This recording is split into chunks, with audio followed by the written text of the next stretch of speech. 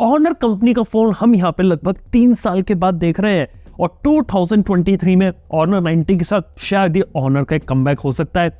लेकिन मैं आपको एक बात बता दूं, ये वो ऑनर कंपनी नहीं है जो हमें पहले देखने को मिलती थी। यस, ये टोटली अलग बात है, क्योंकि अभी हम जिस ऑनर के बारे में बात कर रहे हैं वो है ऑनर टेक, जो कि एक स्टार्टअप है और ये स्टार्ट किया है खुद माधव सेठ ने। अब इसके बारे में डिटेल वीडियो बना चुका हूँ, आई बटन में लिंक दे दूंगा, जाकर देख लेना, पीछे की सच्चाई पता चलेगी कि कंपनी क्या है। लेकिन अभी मैं आपको सिर्फ एक कितना बता सकता हूँ कि ऑनर टेक एक डिस्ट्रीब्यूटर है जो ऑनर के जो ग्लोबल फोन्स होते हैं उन्हें उठाकर वो इंडिया में लाके बेच सकता है। उनका कोई भी कंट्रोल नहीं है प्रोडक्ट के ऊपर। जो प्रोडक्ट पीछे से ऑनर कंपनी उन्हें बना कर दे रही है वही प्रोडक्ट जो है वो यहाँ पे लोगों को यहाँ पे दे रहे हैं। अब बात करें तो यही कहानी होती है ऑनर 90 के साथ, क्योंकि ऑनर 90 जो फोन है वो इंडिया में नहीं बन रहा है। ये फोन बन रहा है चाइना में और उसे BYD कंपनी यहाँ पर बना रही है और इस फोन को इंपोर्ट करके लाके लोग यहाँ पे इस फोन को बेच रहे हैं। इस कारण से इस फोन की जो प्राइसिंग है वो हो गई है 37,999। लेकिन क्या ये फोन इस प्राइसिंग को डिजर्व करता है? सिंगल वर्ड आंसर है नहीं।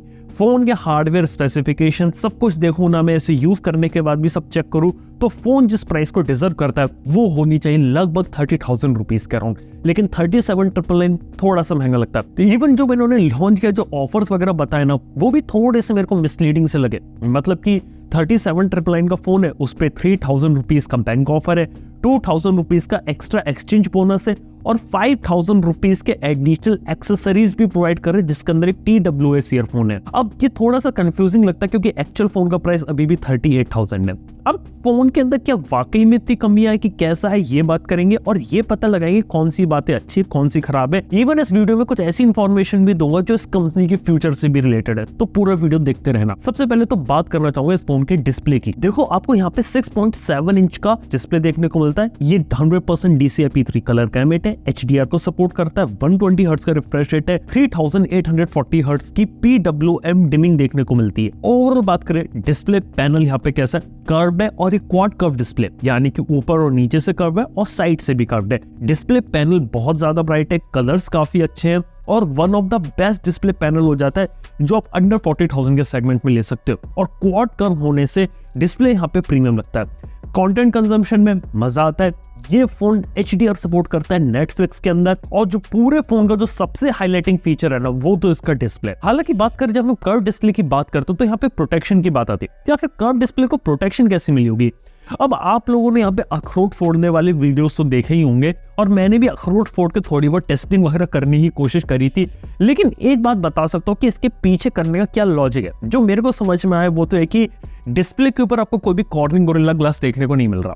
बेसिकली जो सामने की तरफ डिस्प्ले पे जो ग्लास लगाया ना, ये ऑनर ने खुद बनाया है और ये जो ग्लास रहता है इसकी प्रोटेक्शन मेजर करने के लिए कि हमारा ग्लास किसी से कम नहीं है, इसलिए अखरोट फोड़े जा रहे थे। असलियत में जो अखरोट थे वो बहुत ही सॉफ्ट थे, उसे आप हाथ से भी तोड़ सकते थे और कोई भी कॉर्निंग गोरिल्ला ग्लास का जो फोन है उससे भी थोड़ा बहुत मारो तो वो टूट जाएगा। हालांकि एक बहुत बड़ा डिस्क्लेमर दे देता हूँ, आप अपने किसी भी फोन के साथ मत करना, चाहे ऑनर का फोन हो चाहे किसी का भी फोन हो, क्योंकि फोन से अगर आप अखरोट तोड़ो और भगवान ना करे अगर आपके फोन के डिस्प्ले को कुछ हो गया ना, तो भाई आप मान जाओ कि उस कंपनी आपके फोन को एक्सेप्ट ही नहीं करेगी और उसके ऊपर वारंटी नहीं मिलेगी, ना ऑनर देगी ना कोई और देगी। लेकिन हाँ, डिस्प्ले प्रोटेक्शन बिल्कुल वैसी है जैसे आपको किसी हायर एंड फोन में देखने को मिलती है। सिर्फ एक बात है, अगर मैं कंटेंट कंजम्पशन के बारे में बात करूं तो एक दो चीज जो मेरे को कमी लगी वो थे इसके सिंगल स्पीकर में यार वो मजा नहीं आया। अगर कंटेंट कंजम्पशन के लिए डिवाइस बना रहे थे तो अगर स्टीरियो स्पीकर दे देते ये बहुत सही चीज होती। इसके साथ ही बात करें प्रोसेसर की तो हाँ, ये स्नैपड्रैगन 7 Gen 1 वाला फोन है। लेकिन आपको एक बात बताने वाला हूँ कि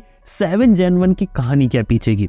ये प्रोसेसर पिछले साल स्नैपड्रैगन 8 Gen 1 के साथ लॉन्च हुआ था। इस प्रोसेसर को फैब्रिकेट करने में जिस प्रोसेस को यूज किया था वो सैमसंग की थी। सैमसंग की 4nm टेक्नोलॉजी पर ये बेस्ड है और इसका मतलब ये कि जो चीजें यहाँ पे स्नैपड्रैगन 8 Gen 1 के साथ थी वो 7 Gen 1 के साथ कंटिन्यू है। यहाँ तक कि 7 Gen 1 को एक छोटा भाई कह सकता हूँ 8 Gen 1 का। हालांकि डे टू डे टास्क अच्छे तरीके से कर लेता है, लेकिन हाई FPS गेमिंग के लिए नहीं बना है। थोड़ा सा बैटरी ड्रेन आपको देखने को मिल सकता है और कुछ केसेस में फोन गर्म भी हो सकता है। ये कुछ चीजें हैं जो आपको यहाँ पे नजर रखनी है और डेफिनेटली रेगुलर टास्क के लिए फोन है, गेमिंग के लिए फोन बिल्कुल भी नहीं है। ऊपर से बात करें बिल्ड और डिजाइन की, डिजाइन मेरे को अच्छा लगा है। पीछे फ्रॉस्टेड ग्लास बैक है, प्लास्टिक की फ्रेम है और हाँ यहाँ पर जो थिकनेस है वो है 7.8 mm की और अराउंड 183-184 ग्राम्स इसका वेट यहाँ पर आता है। Overall build, in hand feel, design भी कुछ चीजें अच्छी है। ऊपर से बात करें तो फोन का एक और हाईलाइटिंग फीचर है उसका कैमरा में बात करें 200 MP का मेन कैमरा है, 12 MP का अल्ट्रा वाइड है और एक यूजलेस कैमरा दे रखा है सेल्फी में 50 मेगापिक्सल का कैमरा है। तीनों कैमरा से बात करें तो फोटोग्राफ्स अच्छी ले सकते हैं और एक बात बोल सकता हूँ कि ऑनर के इस फोन में वैसे ही इमेज प्रोसेसिंग है जैसी ग्लोबल यूनिट में है। इंडियन यूनिट्स के लिए कुछ मॉडिफिकेशंस यहाँ पे नहीं किए गए हैं। और एक और बात यहाँ पर ऐड कर सकता हूँ कि इमेज प्रोसेसिंग वाकई में काफी अच्छी है। अगर प्राइस पॉइंट पे देखें तो डेफिनेटली एक सॉलिड कैमरा आ रहा है, हालांकि OIS नहीं है। मेन कैमरा से अच्छी फोटोज ले सकते हैं, अल्ट्रा वाइड से भी फोटोज ले सकते हैं अच्छी, और 50 मेगापिक्सल के कैमरे से भी अच्छी फोटोग्राफ्स ली जा सकती है। वीडियो की बात करें तो तीनों कैमरा से 4K 30 FPS का वीडियो पॉसिबल है, EIS के साथ, OIS नहीं है इसमें। और यहाँ पे 4K वीडियो आप नॉर्मल, अल्ट्रा वाइड और सेल्फी से रिकॉर्ड कर सकते हैं। इवन जो व्लॉगिंग वाले फीचर दे रखे हैं, साइड बाय साइड काम करते हैं, वो भी इंटरेस्टिंग लगे तो उनकी क्वालिटी भी सही है।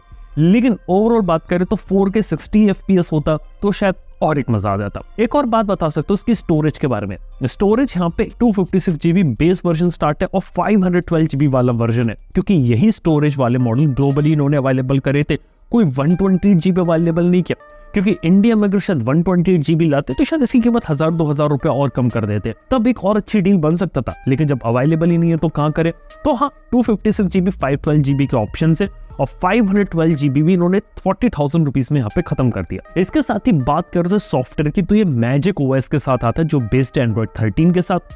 2 मेजर एंड्रॉइड के अपडेट लेगा, यानी 14 और 15 के। लेकिन एक बात आप लोग को पता है, पहले ऑनर के फोन्स में आपको EMUI देखने को मिलता था। उसके अंदर ओवरऑल जो यूजर इंटरफेस था वो यहाँ पे काफी अच्छा था। उसका जो UI इंटरफेस था कुछ लोगों को पसंद आता था, किसी को नहीं भी आता था।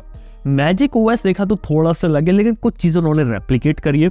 हालांकि फीचर रिच है, ऑलवेज ऑन डिस्प्ले और काफी सारी चीजें आपको देखने को मिलती है यहाँ पे। फास्ट है, फ्लूइड है, स्मूथ है और एक रिफ्रेशिंग लुक देता है। लेकिन एक बात बता सकता हूँ आप लोगों को, कहा गया कि ये ब्लोटवेयर फ्री है। क्या सच में ब्लोटवेयर फ्री है? वेल, टेक्निकली नहीं। जैसी बात करें, इसमें आपको लॉक स्क्रीन वॉलपेपर देखने को मिलते हैं, एक Booking.com की ऐप देखने को मिलती है, एक ऑनर का स्टोर देखने को मिलता है और एक ऑनर का एक खुद का एक ऐप स्टोर देखने को मिलता है जहां से आप ऐप्स डाउनलोड कर सकते हैं। तो हाँ, 100% तो क्लीन नहीं कह सकते, ब्लोटवेयर है, लेकिन काफी कम है अगर मैं बात करूं Realme वगैरह से, क्योंकि उसमें तो बहुत ज्यादा आ जाते हैं। लेकिन हाँ, टोटली हम इसे ब्लोटवेयर फ्री नहीं कह सकते। लेकिन एक और सवाल है, अगर ये इंपोर्टेड यूनिट है तो क्या इसमें 5G चलेगा? जी हाँ, इसके अंदर 5G चलेगा। जियो के 5G के साथ कंपैटिबल है, हमने चेक किया। हालांकि VONR का सपोर्ट नहीं है। ऊपर से बात करें तो बैटरी कैसी है, बैटरी बैकअप अच्छा है। 5000 mAh की बैटरी आपको देखने को मिल रही है। कुछ जगह आपको ड्रेन वगैरह देखने को मिल सकता है 7 Gen 1 के कारण। लेकिन आपको एक बात बता सकता हूँ कि यहाँ पे अगर प्रोसेसर 7 Gen 1 की जगह 7+ Gen 2 कर देते ना, एक बहुत सही चीज होती है। इसके साथ ही एक और चीज यहाँ पे कि बैटरी के साथ चार्जिंग की बात करें तो फोन तो 66 वॉट की चार्जिंग को सपोर्ट करता है, लेकिन डब्बे में कोई भी चार्जर नहीं है। अब इसका रीजन मैं यहाँ पे समझ गया। बेसिकली क्या है कि ग्लोबल यूनिट्स में आपको चार्जर देखने को मिलता है, लेकिन उसकी पिन्स अलग होती है। यहाँ पे क्या था कि अगर ये यूनिट इंपोर्ट कर रहे थे तो इनको जो बाहर जो यूनिट चलती है ना, जो पिन वाली, वो लेके आ जाते, जो अपने इंडिया के प्लग के साथ कंपैटिबल नहीं होती। इसलिए उन्होंने डिसाइड किया कि जो चार्जर है वैसे लेकर नहीं आते, इसे हम इंडिया से कहीं से सोर्स करेंगे और वो लोगों को प्रोवाइड करेंगे। और यही चीज यहाँ पर हो रही है। जो पहली सेल में यूनिट्स आएंगी उसके अंदर जो TWS मिलेगा, साथ में एक और जो एक्सेसरी प्रोवाइड करेंगे ना, वो होगा इसका एक चार्जर, जो यहाँ पे आपको पहली सेल के अंदर देखने को मिलेगा। अभी उस चार्जर की रेटिंग क्या होगी, कितने वॉट का है, उसके बारे में कोई पता नहीं, और क्या ब्रांडिंग वगैरह क्या चीजें रहेंगी नहीं पता। इसके साथ ही बात करें सर्विस सेंटर की, तो उन्होंने कहा कि यहाँ पे आपको 400 सर्विस सेंटर्स देखने को मिलेंगे। हालांकि एक बात बता सकता हूँ कि सर्विस सेंटर तो है यहाँ पे। इवन ये भी प्रॉमिस किया कि पहली सेल में जो यूनिट्स बिकेंगी उनको 30 डे की रिप्लेसमेंट गारंटी देंगे कि फोन के अंदर कुछ भी होगा ना, हम आपको एक नया फोन लाकर देंगे। ये कुछ चीजें उन्होंने अच्छी करी और पहली सेल के लिए उन्होंने फ्री में चार्जर भी दे रहे हैं। लेकिन एक बात आती है कि अभी फोन इंडिया में नहीं बन रहा है, और जब फोन इंडिया में नहीं बनता है तो उसके जो कंपोनेंट्स होते हैं उनकी अनअवेलेबिलिटी होती है, तो उसे कैसे फिक्स करेंगे, इसके कंपोनेंट्स कैसे अवेलेबल करवाएंगे, ये एक सवाल है। कुल मिला के बात की जाए तो जो ऑनर टेक की बात करूं, ये गेम में बहुत ज्यादा नहीं है। देखो, माधव शेठ ने Realme छोड़ी थी जून के महीने में और सितंबर में अपना फोन लॉन्च कर दिया, और इतने कम समय में वो अपना प्रोडक्ट तो यहाँ पे लिया। इवन डिस्ट्रीब्यूशन भी क्रैक कर लिया उन्होंने। यहाँ पे Amazon पे अवेलेबल है, मेन लाइन के अंदर भी और रिलायंस डिजिटल के अंदर भी अवेलेबल करवा रहे हैं। लेकिन अभी भी बात क्या है कि इंडिया में इसका प्रोडक्शन शुरू नहीं है। क्योंकि अभी भी बहुत ज्यादा अर्ली स्टेज में है, अभी हम ज्यादा जजमेंट नहीं कर सकते। लेकिन हाँ, कुछ बातें बता सकता हूँ ऑनर टेक के बारे में। पहली चीज तो ये कि अभी भी लोग बात कर रहे हैं दूसरे मैन्युफैक्चरर्स के साथ कि जहां से अपने फोन को मैन्युफैक्चर करवा सके। ये चीजें 1-2 दिन का काम नहीं है, इसे होने में काफी टाइम लगता है। लेकिन मेरे को लगता है कि कुछ ही महीनों के अंदर हम एक न्यूज सुनेंगे कि ऑनर टेक अपने फोन्स को अब इंडिया में बनाना शुरू करेगी। अगली जो न्यूज मेरे को पता चली वो ये है कि ऑनर टेक कंपनी अपने आप को एक्सपेंड कर रही है, नए लोगों को हायर कर रही है। इवन हायरिंग भी उन्होंने चालू कर रखी है उन्होंने, ताकि कंपनी के जो प्लान है वो बढ़े, और कंपनी अपने आप को बड़ा करना चाहती है। बेसिकली कंपनी ने ऑनर 90 के साथ फोन को इंपोर्ट करके एक शुरुआत तो करी है, लेकिन प्लान इनका ऐसा है कि इंडिया में फोन बनाएंगे और कंपेटिटिव भी रहेंगे और बाकी सारी चीजें भी करेंगे। लेकिन ये सब चीजें होने में कितना टाइम लगेगा अभी हम इसके बारे में नहीं कह सकते। मेरे हिसाब से जब इनका दूसरा तीसरा प्रोडक्ट आएगा ना, तब हम कंपनी के बारे में और एक क्लियर पिक्चर बना पाएंगे कि एग्जैक्टली में कंपनी क्या पर क्या है। तो इस टाइप की अगर आपको एक्सक्लूसिव इन्फॉर्मेशन पसंद आती है तो सब्सक्राइब कर सकते हो चैनल को। लेकिन फिलहाल के तौर पे बात करें ऑनर 90 कैसा फोन है। ऑनर 90 मेरी नजर में एक थोड़ा सा महंगा फोन है। अगर इसे इंडिया में बनाना शुरू करें और थोड़े इंडियन कस्टमर्स के हिसाब से फोन्स को बनाए तो एक काफी सही चीज होगी।